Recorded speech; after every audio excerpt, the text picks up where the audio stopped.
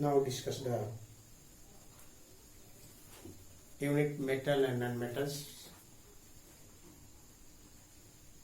topics. Physical properties of non-metals. Now discuss the physical properties of non-metals. एक पहले हम लोग डिस्कस करें कि what is a non metals.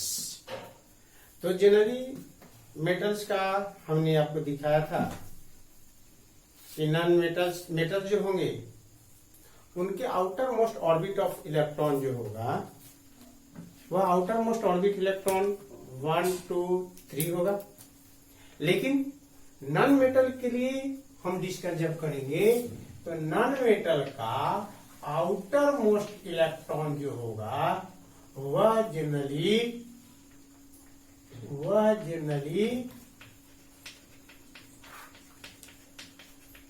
Non metals. हम लोग डिस्कस किस पर करने जा रहे हैं? तो हम लोग डिस्कस करने जा रहे हैं नॉन मेटल्स पर. वह नॉन मेटल जो होगा वो आम रूप से उनको इलेक्ट्रॉनिक कॉन्फ़िगरेशन पर हम डिस्कस करेंगे. लेकिन ऐसी स्थिति में नॉन मेटलों की संख्या पर जब हम लोग पीछे विचार किए थे तो एलिमेंटों की संख्या 114 पर हम दिखाया था कि मेटल्स काउंट हो रहा है लगभग 89 से 189 से. इसके अलावा नॉन मेटल की संख्या मेरे पास 22 है. कितने नॉन मेटल है मेरे पास? 22 है. हमने ये भी देखा है कि स्टेट जब पर काउंट कर रहे थे तो स्टेट में मेरे यहां नॉन मेटलों की संख्या यदि 22 तो इसमें से गैसियस स्टेट का मेंबर जो है वह गैसियस स्टेट में 11 मेंबर नजर आ रहे हैं. एक मेरे पास लिक्विड स्टेट में आ रहे हैं. ठीक है. बाकी मेरे पास जो है वह सॉलिड स्टेट में. लेकिन डिफाइन करने की कोशिश करें कि नॉन मेटल क्या है.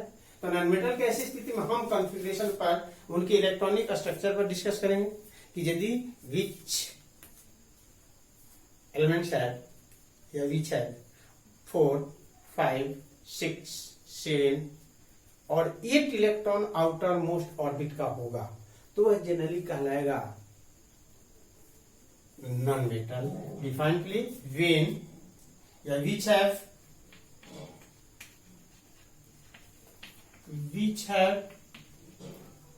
4, 5, 6, 7 or 8 electrons in outer most orbit. ऐसी स्थिति में हम लोग 11 में पढ़ते हैं कि इस आउटर मोस्ट ऑर्बिट को हमने जनरली दूसरे शब्द में बोलते हैं वैलेंस इलेक्ट्रॉन. इसको हम दूसरे शब्द में बोलेंगे क्या? Valence electron.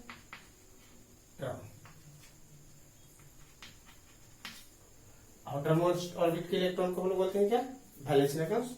इस वैलेंस इलेक्ट्रॉन को या इसी को ऑर्बिट को दूसरे शब्द में बोला जाता है वैलेंस शेल. हम शेल दिखा रहे हैं.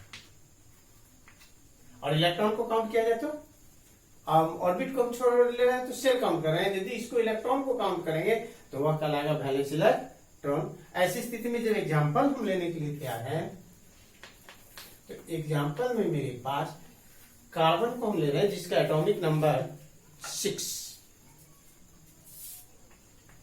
कॉन्फ़िगरेशन जो नोट किया जाए तो 2 और 4. इसका मतलब वैलेंस इलेक्ट्रॉन की संख्या 4 नॉन मेटल से. अगला नाइट्रोजन को काउंट किया जाए तो 7. ये 2 और क्या 5. इसका मतलब कि ये भी नॉन मेटल से. इसी प्रकार मेरे पास मिलेंगे काउंट में फास्फोरस 15.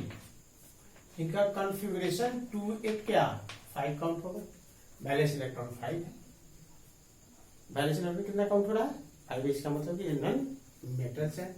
इसी प्रकार काउंट करें सल्फर 16, जिसका कॉन्फ़िगरेशन हम लोग सीखे 2 8 क्या 6, outer most orbit of electron 6 है। Cl chlorine 17 2 8 7, outer most orbit electron 7। इसका मतलब ये जितने भी मेंबर आ रहे हैं वह सारे के सारे नॉन मेटल हैं। इसके अलावा यदि आते हैं तो हम ले लेते हैं आर्गन को, जिसकी एटॉमिक नंबर 18 288, ये भी नॉन मेटल के केस में। लेकिन इसके साथ कहीं ना कहीं एक्सेप्शन होगा। यदि हाइड्रोजन मेरे पास नॉन मेटल है लेकिन आउटर मोस्ट इलेक्ट्रॉन ओनली 1, इसलिए एक्सेप्ट होगा। उसी प्रकार एक और एक्सेप्ट मेरे पास आएगा हीलियम का, जिसका एटॉमिक नंबर 2, कॉन्फ़िगरेशन 2, इसका मतलब वैलेंस इलेक्ट्रॉन 2 होगा। इसका मतलब ये भी मेरे पास क्या होगा, एक्सेप्ट होगा। ये भी क्या होगा, एक्सेप्ट होगा। इसका मतलब कि 2 नॉन मेटल ऐसे हैं जिनकी outer most orbit of electron ना 4 है, ना 6 है, ना 7 है, और ना ही क्या 8 है, फिर भी वो लोग क्या है, नॉन मेटल है, इसलिए एक्सेप्ट में आएंगे। ऐसी स्थिति में पीछे हमने बताया था कि सीधा सीधा यदि हम लोग कॉन्फ़िगरेशन नहीं लिख रहे थे तो हमने बताया था कि किसी भी एलिमेंट का सिंबल नेम में सफिक्स अम नहीं है तो उसको हमने बोला था कि नॉन मेटल है। लेकिन बहुत लार्जेस्ट एक्सेप्ट इन डिफिनीशन था, इसलिए हमने अब इलेक्ट्रॉनिक स्ट्रक्चर पर डिफाइन करने के लिए तैयार है कि यदि आउटर मोस्ट ऑर्बिट का इलेक्ट्रॉन काउंट होने में 4 आ जाए, 5 आ जाए, 6 आ जाए, 7 और 8 आ जाए तो उनको हम लोग बोलेंगे कि तू नॉन मेटल होगा। और इस तरह का कॉन्फ़िगरेशन में हम लोग दिखा रहे हैं, कार्बन है, नाइट्रोजन है, फास्फोरस है, सल्फर है, आर्गन है, और एक्सेप्शन में 2 हम लोग खड़ा किए हुए हैं, एक हाइड्रोजन को और दूसरे किसको, हीलियम को, जिसका outer most orbit of electron 1 और इसका आउटर मोस्ट ऑर्बिट इलेक्ट्रॉन 2 दिखा रहा है, इसलिए ये लोग एक्सेप्ट हैं। लेकिन बाकी जो मेरे पास हैं वे सारे कॉन्फ़िगरेशन के अनुसार हम बता रहे हैं कि ये लोग नॉन मेटल हैं। अब हम लोग जो डिस्कस करने जा रहे हैं वह डिस्कस करेंगे इनकी फिजिकल प्रॉपर्टीज पर, यानी physical properties of non metals पर डिस्कस करेंगे। यानी ऐसे स्थिति में टॉपिक बनाने के लिए हम लोग तैयार हैं, physical properties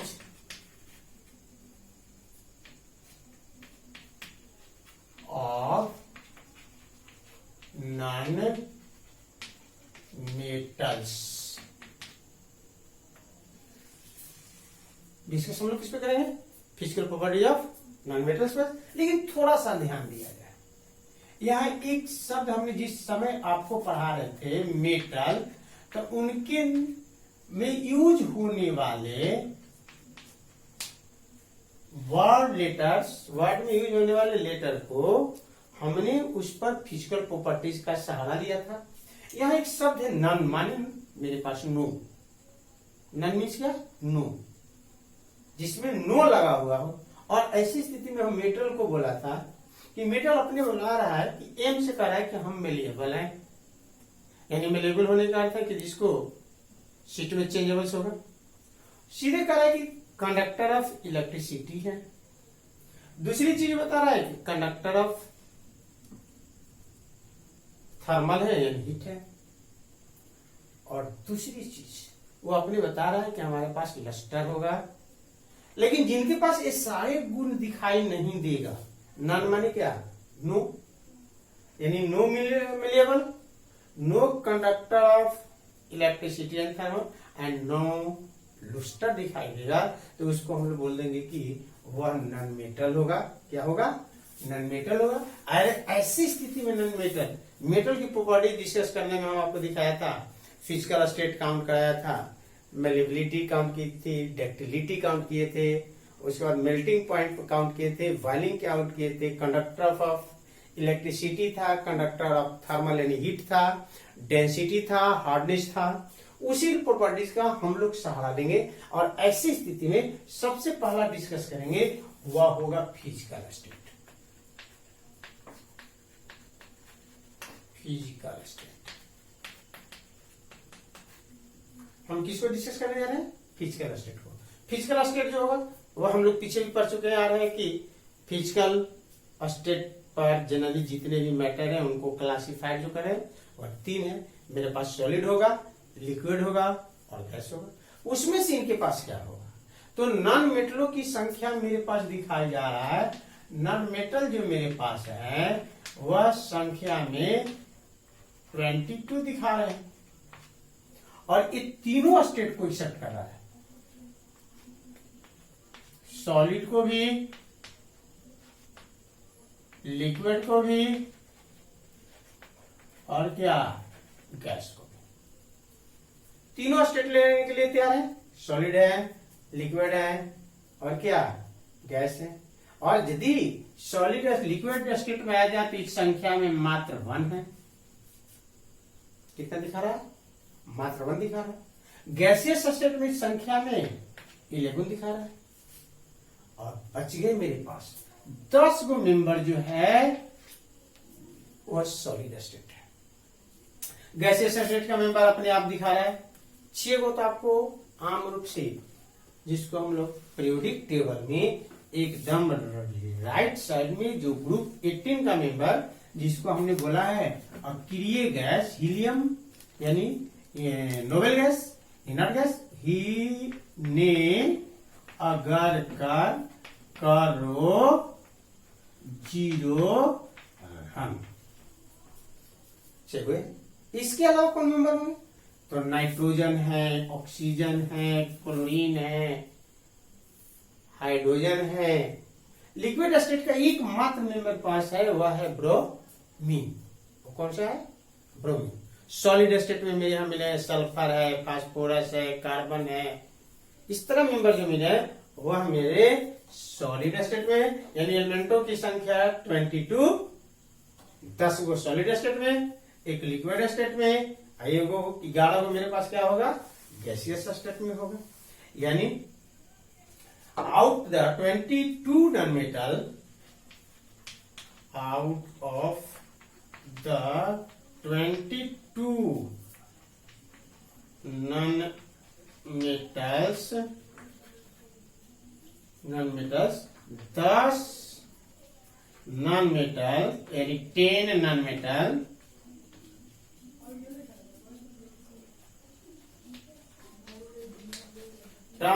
10 metals are solid,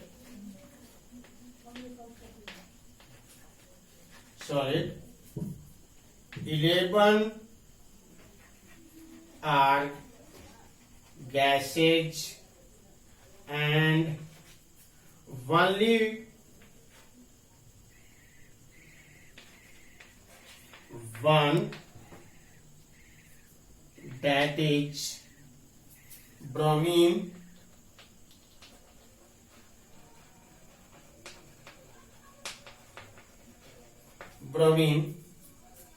is a liquid। हमारे 22 एलिमेंटों में दिखा रहे हैं कि नॉन मेटल में 10 गो नॉन मेटल जो होगा उनमें मेटल और सॉलिड दिखा रहे हैं, 11 गो गैसेज हैं और ओनली 1 यानी सिर्फ एक that is bromine, that is means bromine वो क्या होगा? वह लिक्विड स्टेट में होगा। क्या होगा? लिक्विड स्टेट में होगा। दूसरे हम यहां से सहारा देंगे, अभी तो डिफाइन के सहारे पर चल रहे स्टेट पे। दूसरी हम इसके मेलेबिलिटी पर काउंट कर रहे हैं तो हमने पहले ही बोला है कि ये लोग जो होंगे वो मेलेबल नहीं होंगे। अब मेलेबल नहीं होंगे तो आम रूप से इसको हम लोग शीट में चेंजेबल्स नहीं कर पाएंगे। हम लोग शीट में इसको चेंजेबल नहीं कर पाएंगे। लेकिन मेटल का खासियत था कि beaten by changeable in thin sheet में, लेकिन इनके पास कोई मेलेबिलिटी नहीं होगा। यानी प्रॉपर्टीज नंबर 2 पे चल रहे हैं, वह मेरे पास होगा, वह होगा malleability.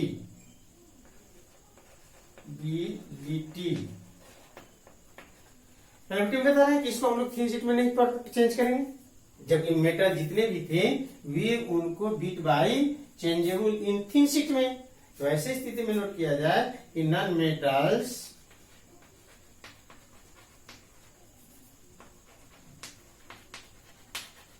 Non metals are not malleable, ये मैलिएबल नहीं होंगे। कौन नहीं होंगे? मैलिएबल नहीं होंगे। तीसरी प्रॉपर्टी हम लोग चेंज करने जा रहे हैं, वह होगा डक्टिलिटी। इसमें बोले हैं कि गोल्ड जो होगा वह सुपर डक्टाइल होगा, जिसमें हम लोग काउंट किए कि 1 ग्राम गोल्ड यदि मिलते हैं तो उससे वायर का चेंजेबल जो होगा वह जनरली 2000 मीटर होगा, जबकि उतने ही वायर लॉन्ग चेंज करने के लिए हमें सिल्वर जो होगी वह 100 ग्राम यानी 100 ग्राम की चेंजेबल होगा। लेकिन ऐसी स्थिति में डक्टाइलिटी की काउंट की जाए तो नॉन मेटल के पास कोई डक्टाइल नहीं होगा, यानी नॉन मेटल्स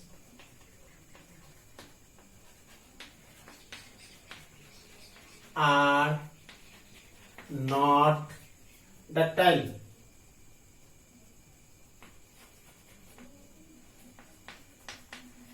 ये डक्टाइल नहीं होगा। लेकिन मेटल जो होते थे वह डक्टाइल थे, उनको हम लोग थिन वायर में चेंजेबल कर लेते थे, लेकिन इनको हम लोग थिन वायर में चेंजेबल नहीं कर पाएंगे। ऐसी स्थिति में हमारे पास आएगा नंबर 4, वह होगा थर्मल। इसको हम दिखा रहे हैं, इलेक्ट्रिक और थर्मल दोनों का कंडक्टिविटी यदि मेजर किया जाए तो ये लोग जो होंगे वह जनरली आम रूप से इंसुलेटर का काम करेगा। यानी ऐसी स्थिति में इस प्रॉपर्टी पर हमने चल रहे हैं, तो इस प्रॉपर्टी जो दिखा रहे हैं थर्मल एंड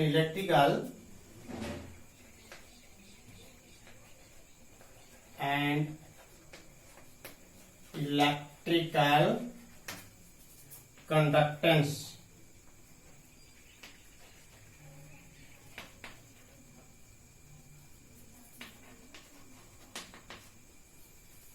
हमने बोले कंडक्टर होने के लिए इलेक्ट्रिसिटी के लिए 2 काम है। यदि कोई भी कंडक्टर बन रहा है तो कंडक्टर होने के लिए उसके पास चाहे तो इलेक्ट्रॉन फ्री होनी चाहिए या आयन फ्री होनी चाहिए। जितने भी मेटल था उसमें हमने बोले थे कि मेटल जिस समय किसी बॉन्ड का फॉर्मेशन करता है तो आम रूप से बनाने वाली बॉन्ड मेटालिक बॉन्ड होती है और उस मेटालिक बॉन्ड के पास इलेक्ट्रॉन फ्री होती है। लेकिन नॉन मेटल के पास इस तरह का कोई बॉन्ड नहीं बनती है। मेटल के पास जो भी बॉन्ड बनती है चाहे तो कोवलेंट बॉन्ड बनती है या कोऑर्डिनेट बॉन्ड बनती है, और उस समय उस बॉन्ड के फॉर्मेशन में उनके पास कोई इलेक्ट्रॉन फ्री नहीं होती है। इसलिए सारे के सारे ये लोग आम रूप से इंसुलेटर होते हैं। लेकिन हमने तो बोला है कि कहीं ना कहीं एक्सेप्शन खड़ा होगा। इलेक्ट्रॉप्स ऑफ कार्बन का यदि देखा जाए तो एक इलेक्ट्रॉप्स हम ग्रेफाइट की बात कर रहे हैं और दूसरी हम डायमंड की बात कर रहे हैं, जबकि दोनों नॉन मेटल है। इलेक्ट्रॉप्स ऑफ कार्बन है। अभी हमने कार्बन का कॉन्फ़िगरेशन जब नोट किया था तो मेरे पास 2 और 4 था। आज यदि 2 और 4 है तो आउटर मोस्ट ऑर्बिट चार्ज यदि दिखा रहा है तो नॉन मेटल। और ऐसी स्थिति में इन दोनों इलेक्ट्रॉप्स है, इनके दोनों के पास आउटर ऑर्बिट में 4 इलेक्ट्रॉन। लेकिन जिसमें डायमंड फॉर्मेशन करता है, मॉलिक्यूल फॉर्मेट करता है, उस समय हमने बोला है कि जनरली यह हेक्सागोनल पैकिंग होती है।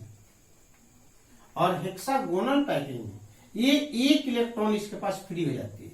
लेकिन डायमंड के पास जनरली टेट्राहेड्रल पैकिंग करने के कारण इसके पास एक भी इलेक्ट्रॉन फ्री नहीं होती है, जिसके कारण ये नॉन कंडक्टर बन जाती है। यानी ऐसी स्थिति में यदि कोई नॉन मेटल है तो उनके बीच के बनने वाली बॉन्ड कोवलेंट होगी या कोऑर्डिनेट होगी, जिसके कारण उसके पास कोई इलेक्ट्रॉन फ्री नहीं होगा, जिसके कारण वह जनरली आम रूप से बन जाएगा, वह बन जाएगा इंसुलेटर्स। तो यदि हम लोग लिखते हैं non metals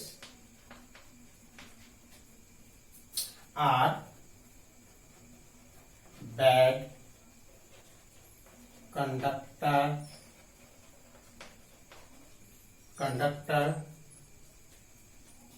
of electricity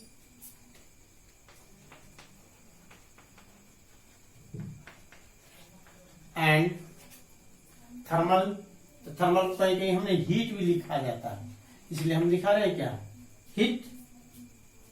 accept तो कहीं ना कहीं होगा, एक्सेप्ट के रूप में हमने दिखाया है कि मेरे पास जो एक्सेप्ट होगा वह जनरली ग्रेफाइट होगा। क्या होगा, ग्रेफाइट होगा। ऐसे स्थिति में ग्रेफाइट का कारण बता रहे हैं कि वह कंडक्टर होने के पीछे कारण ग्रेफाइट को क्या रहा है। तो ग्रेफाइट जिस समय मॉलिक्यूल फॉर्मेशन करता है उस समय फॉर्मेशन के समय में वह शेप जो देती है वह हेक्सागोनल देता है, और उस हेक्सागोनल पैकिंग में या हेक्सागोनल अरेंजमेंट में एक कार्बन 3 ही कार्बन को पैक कर पाता है, इसलिए पर एटम 1 इलेक्ट्रॉन फ्री बच जाते हैं, फ्री हो जाती है, जिसके कारण ये लोग जो हो जाते हैं वह कंडक्टर हो जाते हैं। कौन हो जाते हैं, कंडक्टर हो जाते हैं। यानी एक एक्सेप्ट है वह ग्रेफाइट जो है वह कंडक्टर ऑफ इलेक्ट्रिसिटी है।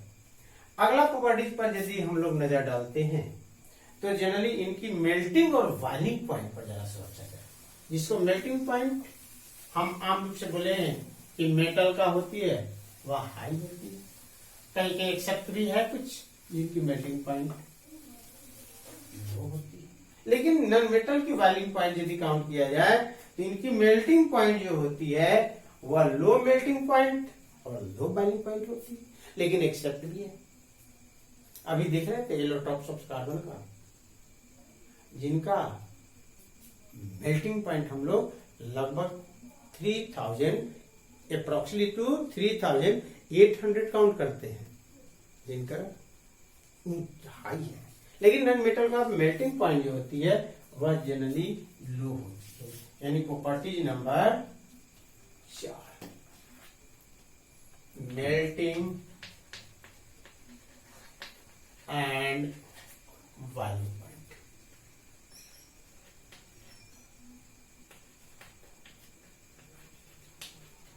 बॉइलिंग पॉइंट्स हमने इनके मेल्टिंग और बॉइलिंग करा है, जिसको हमने सीधे बताया जिस टेम्परेचर पर वह मेल्ट कर जाए, यानी जिस टेम्परेचर पर वह जनरली अपने स्टेट को चेंज कर लिक्विड फॉर्म में आ जाए, और बॉइलिंग पॉइंट पर हमने जिस टेम्परेचर पर जब काउंट करेंगे और वह यदि अपने गैसियस स्टेट को ट्रांसफर कर लेगा वह टेम्परेचर उसको हम लोग बॉइलिंग पॉइंट, जिसके आपने सीधा कहीं कहीं हमने कभी दिया था एमपीबीपी, मध्य प्रदेश और बंगाल प्रदेश। ऐसी स्थिति में हम मेल्टिंग और बॉइलिंग का काउंट करने के लिए तैयार है। तो इनकी मेल्टिंग जनरली लो होती है। Non metals have low melting and boiling points.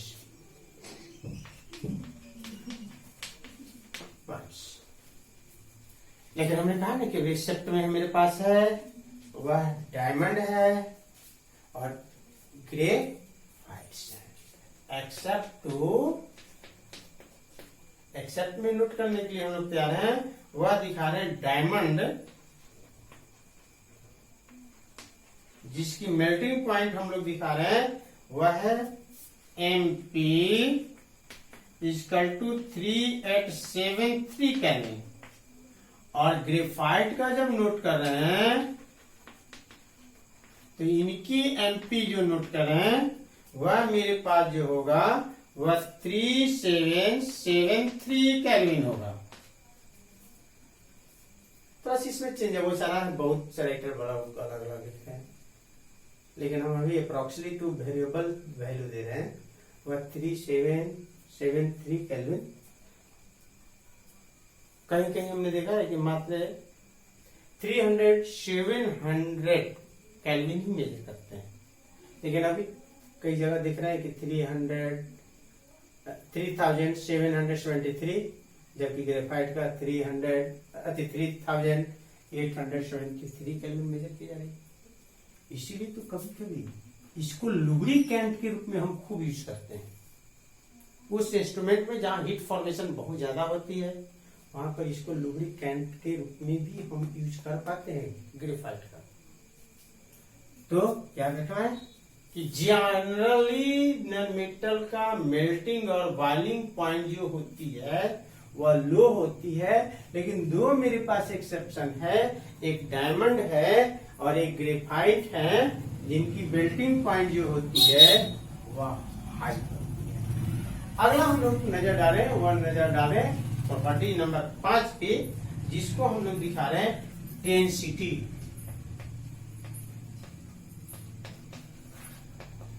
हमने बोला यूनिट वॉल्यूम में किसी भी सब्सटेंस का जितना मास ऑब्जर्व होगा वह जनरली उसका कहलाएगा डेंसिटी। और ऐसी स्थिति में डेंसिटी का नोटेशन हम लोग आप पीछे भी बता चुके हैं, चाहे तो डी या रो। यूनिट जो बनती है वह ग्राम पर सेंटीमीटर क्यूब या किलोग्राम पर मीटर क्यूब। ऐसी स्थिति में मेटल जो था उनके पैकिंग जो थी, मेटालिक पैकिंग बॉन्ड होने के कारण उनके मॉलिक्यूल का कंपोनेंट्स एटम जो था वह जनरली क्लोजली पैक थी, जबकि इनके पास पैकिंग जो होती है उस तरह की पैकिंग नहीं होने के कारण इनकी डेंसिटी जो होती है वह हमेशा लो होती है।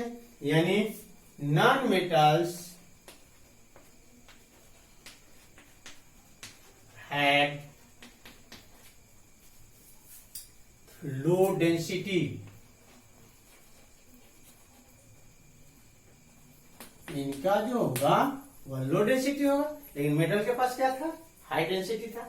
कारण क्या हो रहा है कि मेटल के जो मेंबर्स हैं, मेटल का पैकिंग जो होती है, बॉन्डिंग जो होती है, वह बॉन्डिंग स्ट्रांग होने के कारण उनके बीच का पार्टिकल्स के बीच का डिस्टेंस जो बनता है या इंटरमोलिकुलर डिस्टेंस जो होती है वह एकदम स्मॉलेस्ट होती है। लेकिन इनके पास पैकिंग उतनी स्ट्रांग नहीं होती है, यानी बॉन्डिंग उतनी स्ट्रांग नहीं होती है जिसको एटम को एकदम नियरेस्ट पैक कर पाए, जिसके कारण इनका डेंसिटी जो होती है वह लो होती है। लेकिन एक और मेरे पास छूटा हुआ है, ये जनरली मेरे पास लूस्टर का काम होगा। 6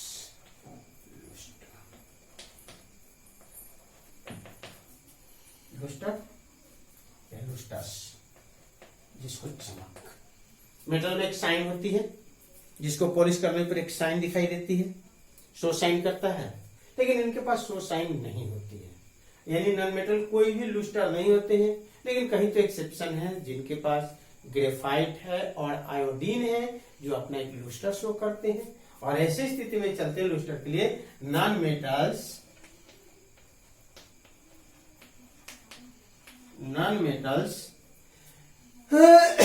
आर जनरली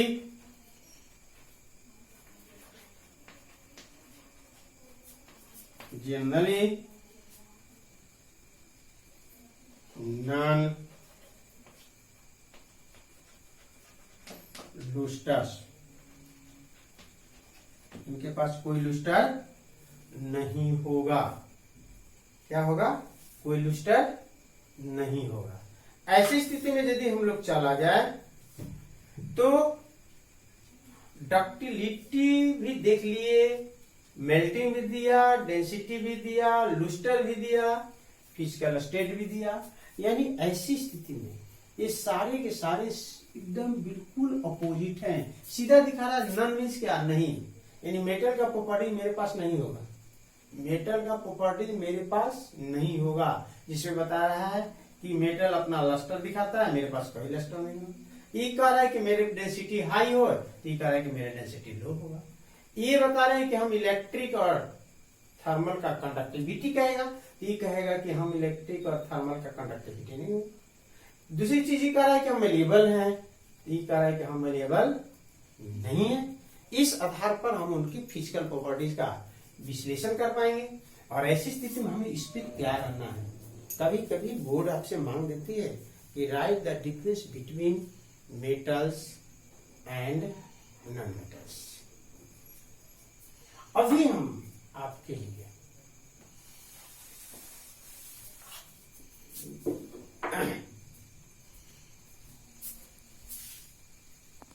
हम लोग मेटल और नॉन मेटल्स यूनिट में मेटल का केमिकल प्रॉपर्टीज पर होमवर्क डाला जा रहा है क्वेश्चन। इस होमवर्क में क्वेश्चन डाला हुआ है sample of 4 metals A, B, C and D were taken and added to the following solution.